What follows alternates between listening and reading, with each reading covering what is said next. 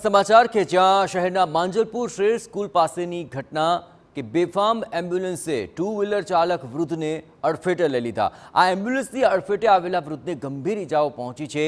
પૂરપાટ ઝડપે આવેલી એમ્બ્યુલન્સને કારણે ટુ વ્હીલરનો કચ્ચર ઘાણ વળી ગયો। એમ્બ્યુલન્સ ચાલક અકસ્માત સર્જીને ત્યાંથી ફરાર છે। આપણે જણાવીએ કે પંચમહાલ પાસિંગની આ એમ્બ્યુલન્સનું ફિટનેસ સર્ટિફિકેટ અને વીમો પૂરો થયો હોવાની પણ હકીકત સામે આવી છે।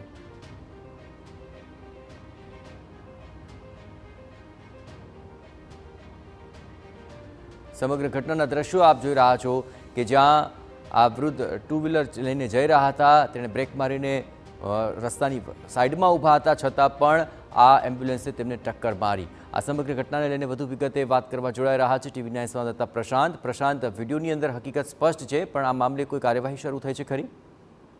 બિલકુલ થી વડોદરા શહેરના માજલપુર વિસ્તાર છે ત્યાં શહેર સ્કૂલ આવી છે। ત્યાં નજીકથી એક વૃદ્ધ પોતાના ટુ વ્હીલર ઉપર પસાર થઈ રહ્યા હતા। તે સમય દરમિયાન પૂરપાટ ઝડપે એક એમ્બ્યુલન્સ આવી રહી હતી અને એમ્બ્યુલન્સ ચાલકે વૃદ્ધને અડફેટે લેતા તે ગંભીર રીતના ઇજાગ્રસ્ત થયા હતા અને નજીકની ખાનગી હોસ્પિટલમાં તેમને સારવાર અર્થે ખસેડવામાં આવ્યા હતા અને અકસ્માત સર્જીને જે એમ્બ્યુલન્સ ચાલક હતો તે ફરાર થઈ ગયો છે।